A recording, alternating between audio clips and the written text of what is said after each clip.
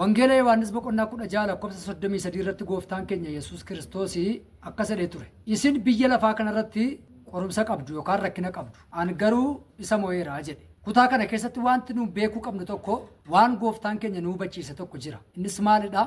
Biyya lafaa kanarratti rakkina akka nu qabnu. Biyyi lafaa kun biyya dhukkubaa, biyya qorumsaa, biyya beela garaagaraa qabu. Biyya haala mijataa hin taane akka isheen taate gooftaan keenya kutaa kana keessatti sirriitti nutti dubbateera. Kanaaf iyyuu mata duree qorumsaaf guddina irratti sagalee Waaqayyoo dubbadha. Qorumsaa fi guddina. Addunyaa kana keessatti dhalli namaa wanti inni walirraa gargar baasuudhaa fi yeroo hundumaa yaalii godhu rakkinaa fi guddina yookaas immoo qorumsaaf guddinadha. Namni guddataa jiru tokko ani maaliif hin qorama qorumsa akkasiitiin gaaffii jedhu qaba. Guddinni koo fi qorumsi koo gargar bahuu qaba. Yookaas immoo ani qorumsa akkasii qorumsa ammasii waan akkasii kana arguu hin qabu waan jedhu gaaffii nama hundumaa akka ta'e nan beeka. Kanaaf iyyuu namni baay'een jiruuf jireenya isaa keessatti wanti inni walirraa adda baasuu barbaadu guddinaaf qorumsa isaati. Waan isin dhibu tokko biyya lafaa irratti immoo waan humti gargar bahuuf hin dandeenye wanti jalqabuma walitti hidhamee biyya lafaa kanarra jiru guddinaaf qorumsa. Sababiin isaa yoo qorumsi jiraate malee guddinni akka itti jiraatu hin qabu. Jarri faallaa walii iyyuu miti wal tumsu yookaas immoo wal deeggaru. Qorumsa jechuun biyya lafaa irratti wanta guddina namaatti hidhamee taa'edha. Guddina jechuun hiikkaanti isaa sadarkaa kaleessarra jiran tokko irraati gara sadarkaa isa olaanuutti darbu jechuudha. Sadarkaa gadaanaarraati gara sadarkaa isa kaleessaarra caaluutti ol guddachuun guddina jedhama. Qorumsa jechuun immoo meeshaa gaafa nuuni sadarkaa gadaanaarraa gara sadarkaa olaanaatti itti darbinu sana meeshaa nuuni ittiin qoramnee ilaalamnee dabarrochaadha. Yoo qorumsi hin jiraanne lafa kaleessaatti lafarraa ga'uun hin danda'amu. Yoo qorumsi hin jiraanne lafa xinnoo kaleessa turre lafa guddaa irraatti ol ba'uun hin danda'amu. Yoo kaleessi hin jiraanne arri hin jiraatu. Akkas jechuudha hiikkaansa. Kanaaf iyyuu jireenya keenya keessatti amma irraatti namoonni ani guddinaaf qorumsan garaagara baasa jettanii rakkattan yoo jiraattan umurii keessaniif yeroo keessan fixuu yoo ta'e malee gargar baasuun matumaan danda'amu. Sababiin isaa gooftaan keenya jecha tokko kana lafa kaa'eera. Biyya lafaarra amma jirtanitti jedhe. Amma sadarkaa ijoollummaarra ol dabartanitti hin jenne. Amma dargaggummaarra dabartanitti hin jenne. Amma ga'eessa taatanitti amma maanguddoo taatanittis nuun hin jenne. Amma yoomiitti amma biyya lafaa kanarra jirtanitti rakkina qabdu. Amma biyya lafaarra jirtanitti seedhuudha. Kanaaf iyyuu amma yoomiitti seedhuu fi amma biyya lafaarra jirruttidha. Biyya lafaarratti maaltu jira? Wanne guddina jira, mo'icha jira, qorumsa jira. Jarri hundumtuu wal keessa jiru. Gargar ba'uun hin danda'amu. Namoonni tokko yeroo baay'ee akkas godhu. Waldaa kana keessaa bayeetu waldaa akkasii galee qorumsa akkasiin argu. Waldaa kana keessatti tan qorame. Iddoo kanatti tan qorame. Garuu immoo jijjiiramni matuman argamu. Namoonni tokko immoo baadiyyaadhaatuun ka'ee gara magaalaatti galee qorumsa akkasiin argu. Warra nama safara kootii biyya kootii wajjin rakkataa jiru kana duukaa deebiin rakkadhu arrabsoo akkasiin argu tuffatamuu akkasiin argu rakkina akkasiin argu garuu akkas miti waan tokko isinitti hima.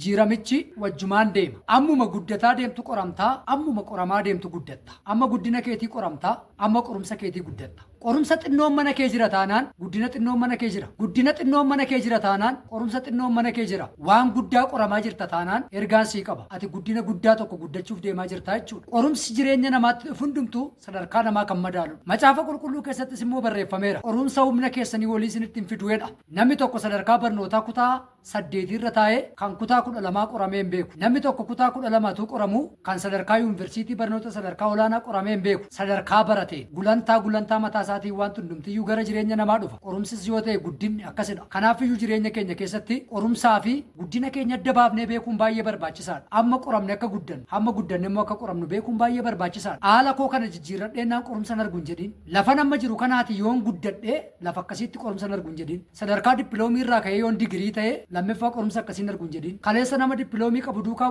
mataa wal cabsita yoo ta'e istaafii nama digirii qabu gaafa irrattus immoo nama digirii qabu duukaa mataa wal cabsita malee qorumsi hin dhaabatu. Sadarkaan guddina keetiif qorumsa keetii wal biraan hafu. Isa duraa Saamu'eel boqonnaa tokko keessatti gaafa laaltan aannan dhalan qabdu. Fiiniinaan masaanuun ishee garuu dhala qabdi. Gatii kanaaf aannan dhala argachuudhaaf yeroo hundumaa waaqayyoodhaan kadhatti. Yeroo aannan waaqayyoon kadhattu masaanuu ishee fiiniinaan kun immoo yeroo hundumaa deddeebitee tuttuttee ishee aarsiti. Yeroo kana qorumsi aannaa yoo jiraate masaanuu ishee fiiniinaadha. Gatii kanaaf yeroo hundumaa afaan fiiniinaa yaaddufti aannan. Kanaaf iyyuu waan tokko yaaduun dhiiftu aannaan jedhee yaada. Yeroon gara gaara shiilootti ol ba'u yookaas immoo yeroon aarsaa dhiyeessuudhaaf gara shiilootti gaafa ol baanu yeroon kadhadhu deebi'ee arrabsoo akkasii tuttuqqaa akkasii hin argu jettee yaaddi yeroo baay'ee. Gaaf tokko garuu hundumti isaanii gara shiilootti gaafa ol ba'an aarsaa dhiyeessuudhaaf aannan achittis kadhachuu gaafa dhattee jalqabde. Kaleessa gaafa isheen safara jirtu fiiniinaatu tuttuqee ishee aarsa ture. Qorumsi ishee fiiniinaadha. Har'a immoo gaafa isheen gara shiiloo dhuftee lafa luboonni jiranitti kadhachuu jalqabdu. Eeliitu achumaan lubatu ka'ee ati maaliif hin machooftee yoo hin machoofte ta'e dhaqiitii of keessaatii baasii ittiin jedhe. Ammas immoo nama ishee tuttuqu argatte. Ergaan isinii qaba gaa. Ati biyya jirtu kana keessaatii gara biyya biraa yoo dhaqee qorumsa keessan qabu jechuu dandeessa. Garuu qorumsa caalutti adeemta. Iddoo amma jirtu kana guddattee yoo sadarkaan kee ol siqes qorumsi kee sima duukaa dabalaa deema malee si biraan hafu. Garuu waan tokkotu jira. Qorumsa isa kaleessaan deebitee hin qoramtu. Isa kaleessa ittiin qoramte sanaan deebitee hin qoramtu malee qorumsi kee si biraan hafu. Kaleessa inni si qorachumatti hafa. Yeroo